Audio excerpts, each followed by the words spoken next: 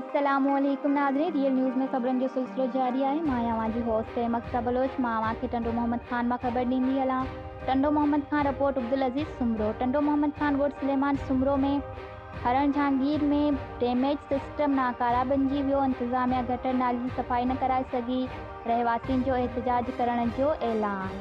टंडो मोहम्मद ख़ान लॻ ॻोठ हरण जहांगीर में ज़िले इंतिज़ामिया जी नाअहली ड्रेनेज सिस्टम तबाह थी वियो आहे, जॾहिं त गटर नाली जी सफ़ाई न थियण सबबि बीमारियुनि मों कढियो आहे। सफ़ाई न थियण जे करे ॻोठ में मलेरिया, चमड़े जी बीमारी समेत गैस्ट्रोरा जहिड़ियूं बीमारियूं पखिड़िजी रहियूं आहिनि।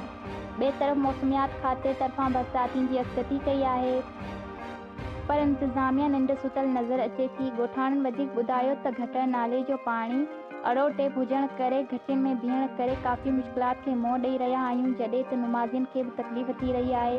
ॿिए पासे यूसी जी बजट 5 लख हुअण बावजूदि क़दीमी ॻोठ नंढिणको बणिजी वियो आहे। टके जो बि कमु नाहे कयो वियो। इलाइक़े वासियुनि डिप्टी कमिश्नर टंडो मोहम्मद ख़ान समेत आला अख़्तियारनि खां मुतालबो कयो आहे त खुदारा हिन क़दीमी ॻोठ जे नाले सफ़ाई कराई वञे त जीअं बीमारियुनि खां बची सघूं। ॿी सूरत में एहतजाजी मुज़ाहिरो करे धरणो हणियो वेंदो।